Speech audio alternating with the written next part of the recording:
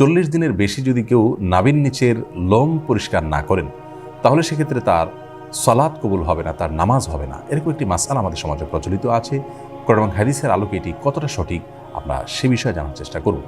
প্রথম কথা হলো, হাত পায়ের নখ ছোট করা, গোপ ছাঁটা ছোট করা, বগল এবং নাভির নিচের পশম পরিষ্কার করা, এটাকে চেঁচে ফেলা, এটি সকল নবী রাসূলগণের প্রতি আল্লাহ রাব্বুল আলামিনের পক্ষ থেকে আরোপিত কমন একটি বিধান ছিল।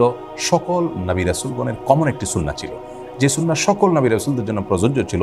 একজন ইমানদারের জন্য সেটি অবশ্যই অনেক বেশি গুরুত্বপূর্ণ। আনাস ইবনে মালিক রাদিয়াল্লাহু তাআলা আনহু একটি হাদিস বর্ণনা করেছেন, যেটি সহিহ মুসলিমে বর্ণিত হয়েছে, সুনান নাসাঈ এবং মুসনাদ আহমদ সহ বিভিন্ন হাদিস কিতাবে বর্ণিত হয়েছে।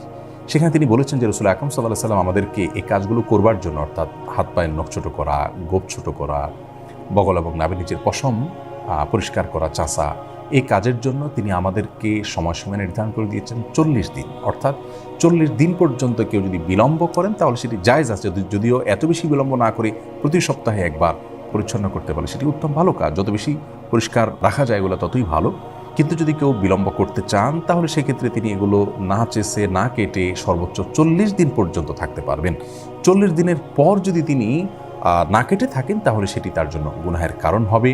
সে কারণে তিনি আল্লাহর কাছে পাপী হিসাবে বিবেচিত হবেন।